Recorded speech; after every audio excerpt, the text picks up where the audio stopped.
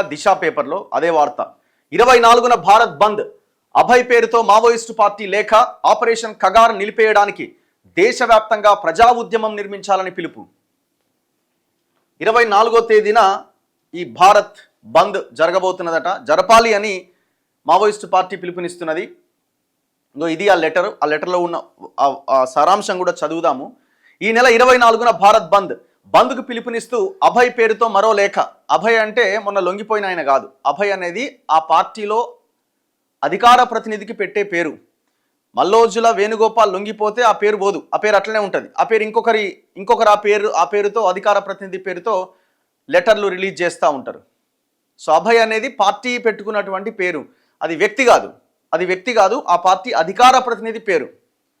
So ఆ ప్లేస్లో మల్లోజుల వేణుగోపాల్ మొన్నటి వరకు ఉన్నాడు, ఇంకొక ఆయన ఉంటాడు. కార్పొరేట్ల ప్రయోజనాల కోసం కేంద్ర రాష్ట్ర ప్రభుత్వాలు కగారు యుద్ధాన్ని సాగిస్తూ మావోయిస్టులను హత్య చేయడానికి నిరసనగా మావోయిస్టు పార్టీ ఈ నెల 23వ తేదీ వరకు నిరసన కార్యక్రమాలు చేపట్టబోతున్నది. అలాగే ఈ నెల 24న దేశవ్యాప్త బంద్ను విజయవంతం చేయాలని మావోయిస్టు పార్టీ కేంద్ర అధికార ప్రతినిధి అభయ్ కోరారు. ఈ మేరకు సోమవారం ఒక లేఖ విడుదల చేశారు. ఆపరేషన్ కగార్ నిలిపేయడానికి దేశవ్యాప్తంగా ప్రజా ఉద్యమం నిర్మించాలని ఆ లెటర్లో ఉన్నది. ఆ లెటర్ ఒక్కసారి చూసే ప్రయత్నం చేద్దాం.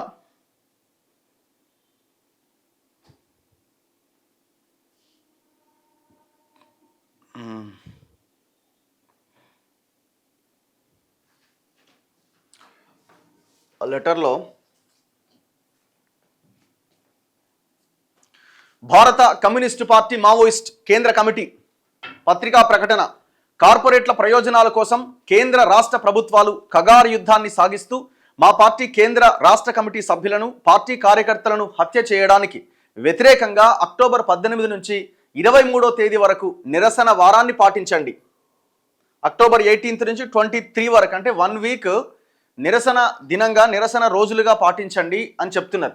అక్టోబర్ 24న దేశవ్యాప్తంగా బంద్ను విజయవంతం చేయండి. నారాయణపూర్ జిల్లాలోని మాడ్, బీజాపూర్ జిల్లాలోని నేషనల్ పార్క్, కర్రెగుట్ట ప్రాంతాల్లో, సుక్మా జిల్లాలో, పశ్చిమ సింగ్భూమ్ జిల్లాలో, ఒడిశాలో కేంద్ర రాష్ట్ర ప్రభుత్వాలు 5.5 నెలల పాటు కొనసాగిస్తున్న కగార్ యుద్ధ నిలిపివేతను డిమాండ్ చేస్తూ దేశవ్యాప్త ప్రజా ఉద్యమాన్ని నిర్మించండి. బ్రాహ్మణీయ హిందుత్వ ఫాసిస్టు కేంద్ర రాష్ట్ర ప్రభుత్వాలు గరియాబంద్ జిల్లాలోని బాలుడుగ్గి పరిసర అటవీ ప్రాంతంలో సెప్టెంబర్ 11 నాడు చుట్టివేత దాడిని నిర్వహించి మా పార్టీ కేంద్ర కమిటీ సభ్యుడు కామ్రేడ్ మనోజ్ మొడెం బాలకృష్ణను, ఒడిశా రాష్ట్ర కమిటీ సభ్యుడు కామ్రేడ్ విజయ్ను, వారిద్దరితో పాటు 10 మంది మా పార్టీ PLGA సభ్యులను హత్య చేసినాయి. సెప్టెంబర్ 11 నుంచి 20వ తేదీ మధ్య కేంద్ర, ఛత్తీస్గఢ్ రాష్ట్ర ఇంటెలిజెన్స్ ఏజెన్సీలు మా పార్టీ కేంద్ర కమిటీ సభ్యులైన కడారి సత్యనారాయణ రెడ్డి, కట్టా రామచంద్రారెడ్డిని ఇద్దరిని రాయ్పూర్, బిలాస్పూర్ పట్టణాల్లో అరెస్ట్ చేసి క్రూరమైన చిత్రహింసల పాల్చేసి సెప్టెంబర్ 22వ తేదీ నాడు నారాయణపూర్ జిల్లా మాడు ప్రాంతంలోని నేలంగూరు వద్ద హత్య చేశాయి. కామ్రేడ్స్ కోసా, రాజులిద్దరూ ఛత్తీస్గఢ్ రాష్ట్రంలో ఉద్యమ నిర్మాణం కోసం నిరాయుధంగా పట్టణాల్లో ఉండి విప్లవ కృషి చేస్తున్నారు. వారిని అరెస్ట్ చేసిన ప్రభుత్వాలు వారిని కోర్టుకు హాజరుపరచకుండా హత్య చేశాయి. సెప్టెంబర్ 12వ తేదీ నాడు దండకారణ్య స్పెషల్ జోనల్ కమిటీ సభ్యుడు comrade Vijay, RKB divisional committee కార్యదర్శి కామ్రేడ్ లోకేష్లను నిరాయుధులుగా పట్టుకొని బూటకపు ఎన్కౌంటర్లో హత్య చేశాయి. జార్ఖండ్ రాష్ట్రంలోని జార్ఖండ్ ముక్తి మోర్చా ప్రభుత్వం, కేంద్ర ప్రభుత్వం కలిసి హజారీబాద్ జిల్లాలో సెప్టెంబర్ 14 నాడు ఈ చుట్టివేత దాడి నిర్వహించి మా కేంద్ర కమిటీ సభ్యుడు కామ్రేడ్ అనూజ్ సహదేవ్ సోరెన్ను, తూర్పు బీహార్ ఈశాన్య జార్ఖండ్ స్పెషల్ ఏరియా కమిటీ సభ్యుడు కామ్రేడ్ రఘునాథ్ హేమమ్రును, వీరిద్దరితో పాటు మరో ఇద్దరిని చంపేశాయి. ఈ హత్యలకు వ్యతిరేకంగా అక్టోబర్ 18 నుంచి 23వ తేదీ వరకు దేశవ్యాప్తంగా నిరసన వారాన్ని, 24వ తేదీన బంద్ను పాటించాల్సిందిగా దేశ ప్రజలందరికీ పిలుపునిస్తున్నాం. బ్రాహ్మణీయ హిందుత్వ ఫాసిస్టు RSS, బీజేపీ కేంద్ర ప్రభుత్వం 2047 నాటికి దేశాన్ని వికసిత్ భారత్గా అభివృద్ధి చేసే పేరుతో కార్పొరేట్ హిందూ దేశంగా మార్చే దుష్ట పథకాన్ని రూపొందించుకున్నది. ఈ దేశ ద్రోహకర, ప్రజా వ్యతిరేక దుష్ట పథకపు అమలుకు ప్రధాన అడ్డంకి మా పార్టీ, ఏది మావోయిస్టు పార్టీ. వాళ్ళు అంటున్నారు భారత కమ్యూనిస్టు పార్టీ నాయకత్వంలో సాగుతున్న విప్లవోద్యమమే అడ్డంకిగా ఉన్నది. కాబట్టి మా పార్టీని, దేశవ్యాప్త విప్లవోద్యమాన్ని నిర్మూలించడం కోసం కేంద్ర రాష్ట్ర ప్రభుత్వాలు కగారు యుద్ధాన్ని కొనసాగిస్తున్నాయి. ఈ యుద్ధంలో గత 22 నెలల్లో దేశవ్యాప్తంగా దాదాపు 700 మంది విప్లవకారులను, పోరాట ప్రజానీకాన్ని హత్య చేశాయి. మిగిలిన కేంద్ర కమిటీ సభ్యులను, వివిధ రాష్ట్రాల్లోని విప్లవోద్యమానికి నాయకత్వం వహిస్తున్న రాష్ట్ర కమిటీ సభ్యులను పార్టీ ప్రజా విముక్తి గెరిల్లా సైన్యానికి చెందిన అంటే PLGA చెందిన యావత్ విప్లవకారులను 2026 మార్చి 31 నాటికి నిర్మూలిస్తామని దేశ ప్రధానమంత్రి, కేంద్ర హోంమంత్రి, విప్లవోద్యమ ప్రభావిత రాష్ట్రాల్లోని బీజేపీ ముఖ్యమంత్రులు, రాష్ట్ర పోలీసు మంత్రులు పదే పదే బహిరంగంగా బెదిరిస్తున్నారు. ఇది దేశంలోని దోపిడీ వర్గాలు రాసుకున్న రాజ్యాంగాన్ని సైతం ఉల్లంఘించే, బేఖాతరు చేసే రాజ్యాంగ వ్యతిరేక భాష. అంతేకాకుండా భారత్ మంథన్ తదితర పేర్లతో ఢిల్లీలో తదితర పట్టణాల్లో సదస్సులు నిర్వహిస్తూ సాయుధ నక్సలైట్ల నిర్మూలన తర్వాత అర్బన్ నక్సలైట్లను అంతం చేస్తామని కూడా ప్రకటిస్తున్నారు. అంటే బ్రాహ్మణీయ, హిందుత్వ, ఫాసిస్ట్, RSS, బీజేపీ ప్రభుత్వాలు అనుసరిస్తున్న కార్పొరేటీకరణను, సైనికీకరణను, హిందుత్వాన్ని వ్యతిరేకించే వారందరిపైన అర్బన్ నక్సలైట్ల ముద్ర వేసి ప్రజాపక్ష మేధావులందరినీ అంతం చేసే భయంకరమైన పరమ ఫాసిస్టు వ్యూహాత్మక పథకపు అమలుకు పూనుకున్నాయి. మరోవైపు విపక్ష ముక్తు భారత్ అంటే ప్రతిపక్ష రహిత భారత్ను ఏర్పాటు చేయడానికి 130వ రాజ్యాంగ సవరణ బిల్లును కేంద్రం పార్లమెంట్ వర్షాకాల సమావేశాల్లో ప్రవేశపెట్టింది. దోపిడీ వర్గాలు రూపొందించుకున్న రాజ్యాంగాన్ని సైతం మార్చేసి ఆధునిక మనుస్మృతిని దేశ రాజ్యాంగంగా మార్చే ప్రయత్నాల్ని RSS, బీజేపీలు వేగవంతం చేశాయి. మధ్యప్రదేశ్ ఖజురహో దేవాలయంలో ధ్వంసమైన విష్ణు విగ్రహాన్ని పునరుద్ధరించాలని వేసిన పిటిషన్ పైన అక్టోబర్ 6వ తేదీ నాడు సుప్రీంకోర్టు ప్రధాన న్యాయమూర్తి BR గవాయ్ చేసిన వ్యాఖ్యలకు నిరసన తెలియజేస్తున్నామనే పేరుతో హిందుత్వ భావజాల న్యాయవాది ఒకరు ఆయన పైన బూటు విసిరేశాడు. మొన్న జరిగిన సుప్రీంకోర్టు చీఫ్ జస్టిస్ మీద జరిగిన దాడిని కూడా మావోయిస్టులు ఖండిస్తున్నారు. హర్యానా రాష్ట్రంలోని బ్రాహ్మణీయ, హిందుత్వ, ఫాసిస్టు పోలీసు ఉన్నతాధికారులు తనను దీర్ఘకాలికంగా చేస్తున్న వేధింపులను తట్టుకోలేక ఆ రాష్ట్రంలో అదనపు DGP పూరన్ కుమార్ ఆత్మహత్య చేసుకున్నారు. మొన్న హైదరాబాద్కి కవాడిగూడకు చెందిన పూరన్ కుమార్, IPS పూరన్ కుమార్ ఆయన ఆత్మహత్య చేసుకున్నాడు. ఈ రెండు ఘటనలు రానున్న రోజుల్లో దళితులపైన, ఆదివాసులపైన, వెనుకబడిన తరగతులకు, ఆ వర్గాలకు చెందిన ఉద్యోగస్తులపైన, ఉన్నతాధికారులపైన హిందుత్వ మనువాదులు తీవ్రతరం చేయబోతున్న దాడులకు సంకేతాలు మాత్రమే. మరోవైపు అమర్నాథ్ యాత్ర కోసం మోహరించిన CRPFకు చెందిన 80% బలగాల్ని, ఉత్తర భారతంలో మోహరించిన CRPFకు చెందిన గణనీయమైన బలగాల్ని ఛత్తీస్గఢ్, జార్ఖండ్, ఒడిశా రాష్ట్రాల్లో మోహరించి రానున్న 5.5 నెలల్లో దండకారణ్యంలోని నారాయణపూర్ జిల్లాలోని మాడ్, బీజాపూర్ జిల్లాలోని నేషనల్ పార్క్, కర్రెగుట్టల ప్రాంతాలు, సుక్మా జిల్లా, జార్ఖండ్ రాష్ట్రంలోని పశ్చిమ సింగ్భూమ్ జిల్లాలో, ఒడిశాలోని విప్లవోద్యమ ప్రభావిత జిల్లాలో విప్లవకారులను, పోరాట ప్రజానీకాన్ని భారీ సంఖ్యలో నిర్మూలించే దుష్ట పథకపు అమలు ప్రారంభమైందట. ఈ స్థితిలో కగారు యుద్ధాన్ని నిలిపివేతను డిమాండ్ చేస్తూ దేశవ్యాప్తంగా విశాల ప్రజా ఉద్యమాన్ని నిర్మించాల్సిన అవసరం ఉంది. అలాగే వికసిత్ భారత్ నిర్మాణం పేరుతో దేశాన్ని కార్పొరేట్ హిందూ దేశంగా మార్చడానికి RSS, బీజేపీలు, వాటి నాయకత్వంలోని కేంద్ర రాష్ట్ర ప్రభుత్వాలు దేశంలోని విశాల ప్రజానీకంపై, ప్రతిపక్ష పార్టీలపై, ప్రజాపక్ష మేధావులపై, ప్రజాపక్ష సంఘాలపై, సంస్థలపై సాగిస్తున్న దాడులకు వ్యతిరేకంగా వాటికి ప్రతిఘటనగా దేశవ్యాప్తంగా విశాల ప్రజా ఉద్యమాన్ని, ప్రజా ప్రతిఘటన ఉద్యమాన్ని నిర్మించాల్సిన అవసరం ఉన్నది. ఎవరు నిర్మించాలి ప్రజా ప్రతిఘటన ఉద్యమాన్ని? ప్రజలు నిర్మించాలి. ప్రజలు నిర్మించాలంటే వాళ్ళ తరపున నాయకత్వం వహించాల్సింది ఎవరు? ప్రతిపక్ష పార్టీలు. ఇవాళ ఐడియాలజీ ఎక్కడుందండి? ఇప్పుడు మీరు కూడా లెటర్లో రాసుకుంటూ వచ్చారు, ఫలానా హిందుత్వ ఐడియాలజీతో లేకపోతే ఎక్స్ట్రీమ్ ఐడియాలజీతో ముందుకెళ్తా ఉన్నాయని. అసలు ఏ పార్టీకి ఏ ఐడియాలజీ ఉంది? ఏ పార్టీకి ఏ ఐడియాలజీ లేదు. ఒక పార్టీ హిందువుల పేరు చెప్పినా హిందువుల పక్షాన నిలబడి ఉన్నదని అయితే నేను అనుకుంటలేను. సెక్యులర్ పార్టీలు అని చెప్తున్న పార్టీలు సెక్యులర్ పార్టీలుగా ఉన్నాయని నేను అనుకుంటలేను. అన్ని రాజకీయ పార్టీలకు ఒకటే ఒక ఐడియాలజీ ఉంది, అధికారం అనే ఐడియాలజీ తప్ప ఇంకొక ఐడియాలజీ లేదు. వాళ్ళు చాలా క్లియర్గా ఉన్నారు. ఏ పార్టీకి ఇవాళ సిద్ధాంతం లేదు. బీజేపీకి లేదు, కాంగ్రెస్కి లేదు, ఏ ప్రాంతీయ పార్టీ కూడా ఇవాళ సిద్ధాంతాలు లేవు. సెంటిమెంట్స్, లోకల్ ప్రాంతీయత పేరుతో ఏర్పడినటువంటి పార్టీలు కూడా సెంటిమెంట్ను గాలికి వదిలేసినాయి. ఇవాళ అన్ని పార్టీలది ఒకటే అధికారము, పైసలు ఎట్లా సంపాదించాలి అధికారం వచ్చిన తర్వాత, ఆ పవర్ని ఏ రకంగా ప్రజల నుంచి దోపిడీ చేసి ఆ అధికారాన్ని కొనసాగించాలి, ప్రతిపక్షంలో ఉన్న తర్వాత అధికార పార్టీతో ఏ రకంగా కొల్యుడై పనిచేసుకోవాలి.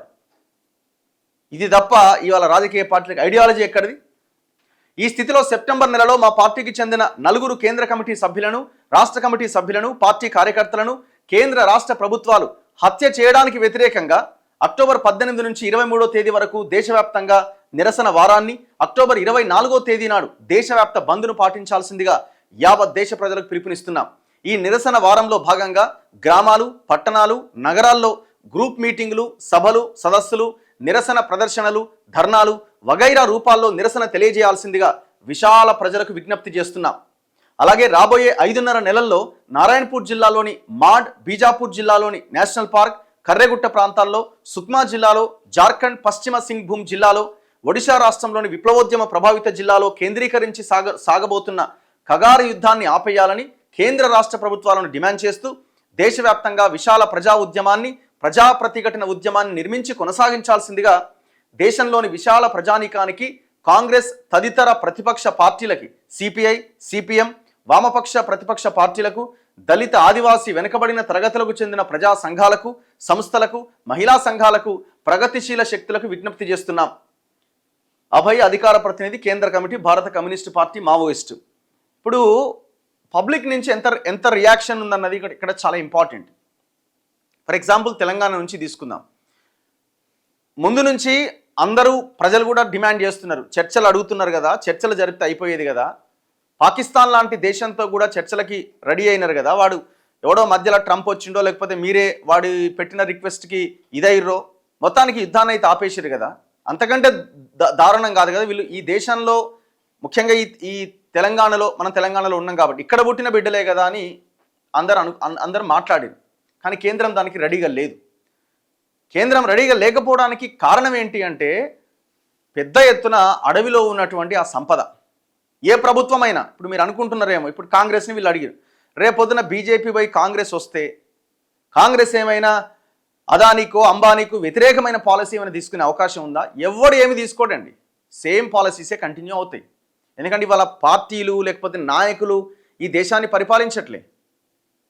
ఈ దేశాన్ని పరిపాలిస్తుంది కార్పొరేట్లే. ఆ కార్పొరేట్లు చెప్పినట్టే ఈ పార్టీలు నడుచుకుంటాయి, లేకపోతే కూలిపోతాయి. సో అలాంటప్పుడు వీళ్ళు పోతే వాళ్ళు వస్తే, వాళ్ళు పోతే వీళ్ళు వస్తే ఏదో మారుతుందని అనుకోలేం మనం.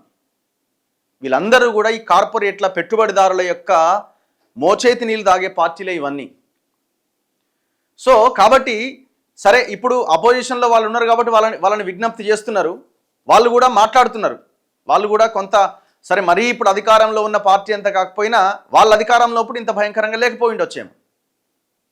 కానీ ఈ గవర్నమెంట్ చాలా క్లియర్గా ఉన్నది, మేము మార్చి 31 దాకా మిమ్మల్ని లేకుండా చేసేస్తాం, మీరు లొంగిపోండి లేకపోతే కథం అయిపోండి, ఒకటే మాట, అంతే సింపుల్. మరి ఇప్పుడు మీరేం చేయాలా? దానికి ఆల్టర్నేట్ ఏమైనా ఆలోచించే ప్రయత్నం ఉందా? లేదు మేము అడవుల్లోనే ఉంటాం, మేము ఇట్లనే కొట్లాడతాం అని అంటే నిలబడగలిగే అవకాశం ఉందా ఇవాళ దేశంలో? అది కూడా ఆలోచించాలి కదా. సరే, మీరు ఎవరైతే ఒకరిద్దరు లొంగిపోయారో వాళ్ళు ద్రోహానికి పాల్పడ్డారని అంటున్నారు. ద్రోహానికి పాల్పడ్డారు, వాళ్ళంతా సమాచారాన్ని చేరవేశారు, మా దగ్గర ఉన్న గన్నులు తీసుకుపోయి శత్రువుకి ఎట్లిస్తారు అంటున్నారు. కొన్ని వ్యాలిడ్ క్వశ్చన్స్ ఉన్నాయి, కాదనట్లేదు.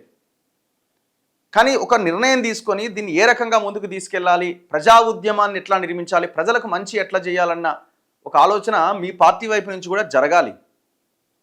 ఎందుకంటే ఇంకా అడవుల్లో ఉండి మనం ఎట్లా, ఇప్పుడు నువ్వు ఒక గన్ను పట్టుకుంటే నీకు 1000 రెట్ల గన్నులు వచ్చినాయి. ఇవాళ టెక్నాలజీ డెవలప్ అయింది.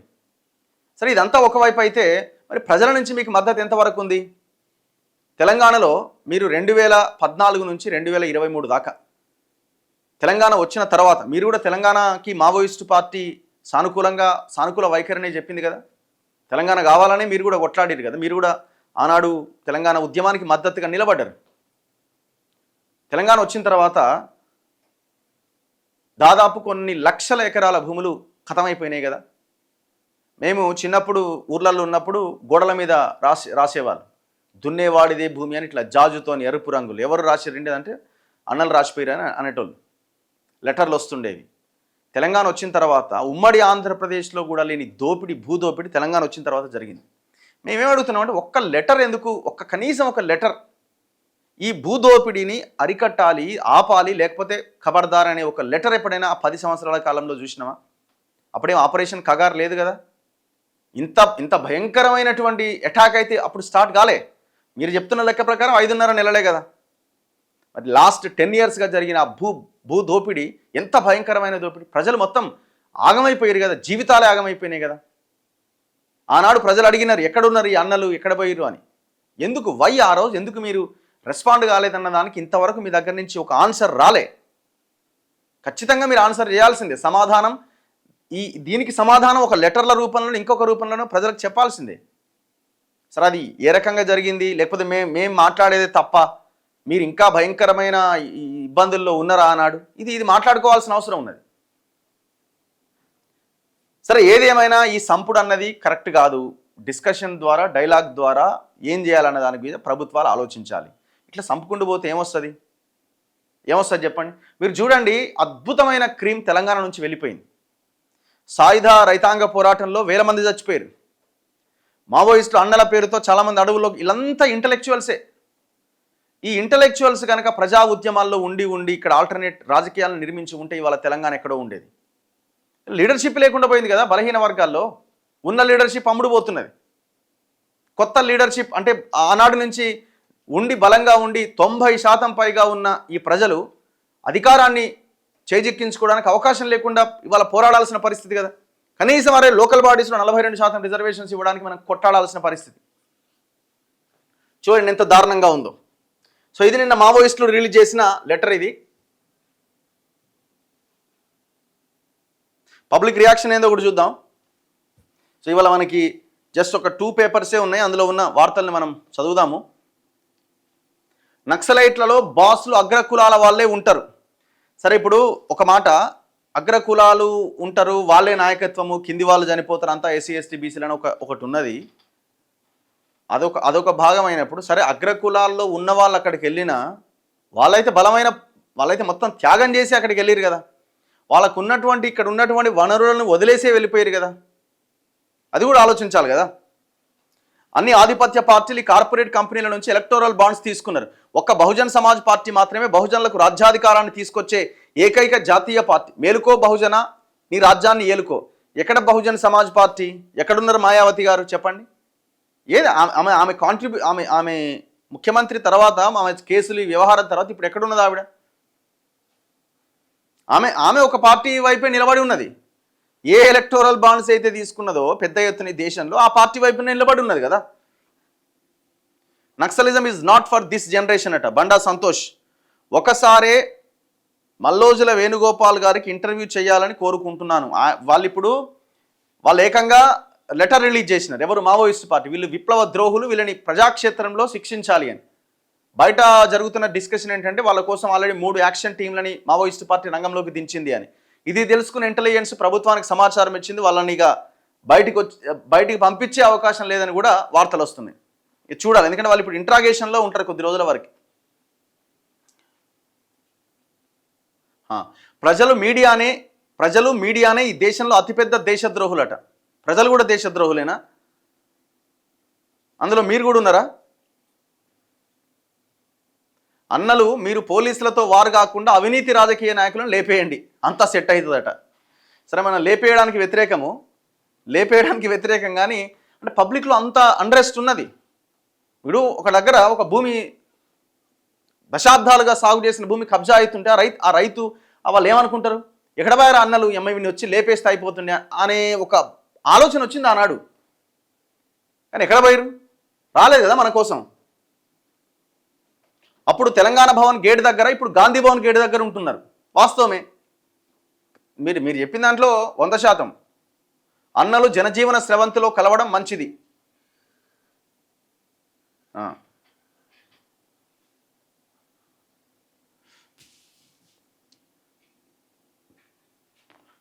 ఓకే,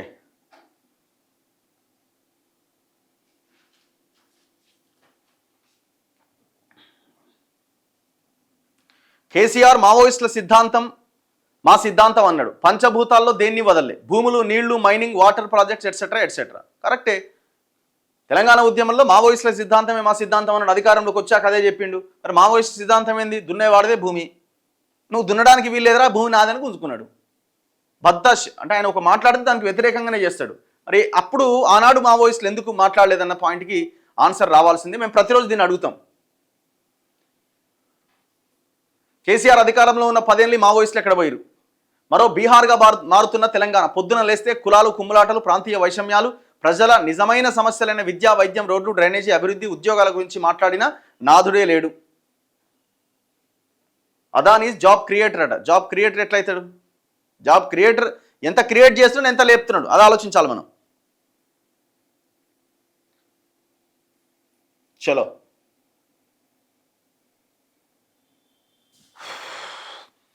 అన్న, ఈ సంవత్సరంలో సర్పంచ్ ఎలక్షన్లు జరుగుతాయా? పైకి చూడాలి ఏడున్నది ఎప్పుడు వస్తున్నదని. అది ఇప్పట్లో నేను అనుకోవడం వాళ్ళు నిర్ణయం తీసుకోవాల్సిన దాని మీద ఉంటుంది. ఇప్పుడు హైకోర్టులో 6 వారాల్లో కేసు పెండింగ్, అప్పటిదాకా అయితే ముట్టరు, వెరీ క్లియర్, రైట్.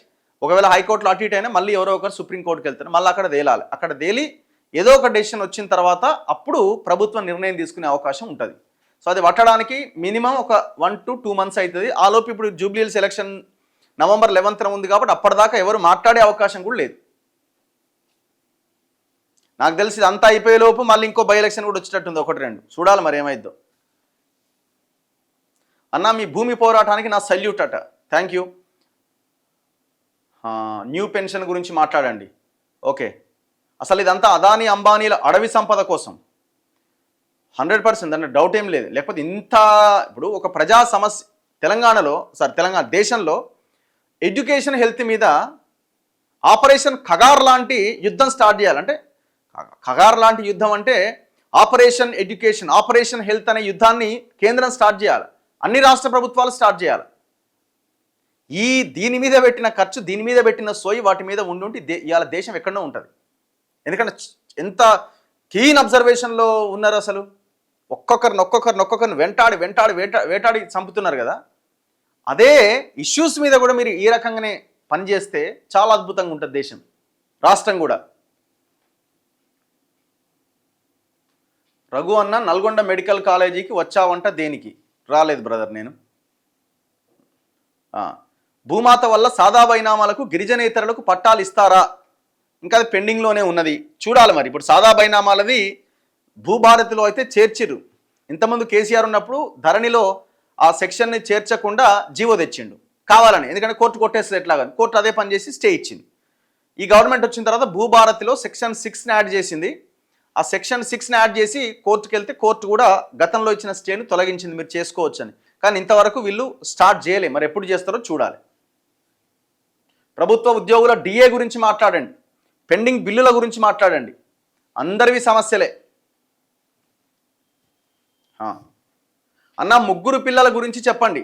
ఇప్పుడు అది ఎత్తేసినట్టే కదగా, 2 పిల్లల పైన ఉన్న ఎవరైనా కూడా పోటీ చేయొచ్చు అని క్యాబినెట్ అప్రూవ్ చేసింది కాబట్టి అది ఆటోమేటిక్గా అయిపోతుంది. దానికి ఒక ఆర్డినెన్స్ తెస్తారు, అసెంబ్లీ సమావేశపరిచి బిల్లు చట్ట సవరణ చేయాలి, ఆర్డినెన్స్ తెచ్చినా సరిపోతుంది. అన్న, నిరుద్యోగ నోటిఫికేషన్లు ఇస్తారా? ఏందో మరి వాళ్ళది ఇచ్చినట్టే ఇచ్చే ఏమో మొత్తం అంతా మీటింగ్లు పెట్టి అపాయింట్ లెటర్స్ ఇచ్చి ఏదోదో బిల్ షో చేస్తూ ఉన్నారు. మరి ఎప్పుడు ఇస్తారన్నది చూడాలి. ఈ ఉద్యమం మరింత రానున్న ఒక 3-4 నెలల్లో ఈ నిరుద్యోగ మూవ్మెంట్ ఒకవేళ కనుక నోటిఫికేషన్ లేకపోతే భారీ ఎత్తున వచ్చే అవకాశం ఉంది. ఎందుకంటే ఎమ్మెల్సీ ఎలక్షన్ కూడా రాబోతున్నది. నేను అనుకోవడం మళ్ళీ ఇంకొక 1 year ఉండొచ్చేమో. నల్గొండ, ఖమ్మం అండ్ వరంగల్కి సంబంధించిన ఎమ్మెల్సీ ఎలక్షన్. ఉస్మానియాలో, గాంధీలో బీపీ మందులు ఉండవు, కానీ 100 కోట్లు ఖర్చు పెట్టి ఎన్కౌంటర్ చేపిస్తున్నారు. అన్న, మావోలు జనాల మధ్యలోకి రావాలి, ఎందుకంటే ఆర్మీతో గెలవలేరు. అన్నల దగ్గర ఉన్న ఆయుధాలు వేరు, డ్రోన్స్తో వారు ఎక్కడ ఉన్నారో కనుక్కుంటున్నారు, చంపేస్తున్నారు. ఇంకా టెక్నాలజీ పెరిగింది కదా.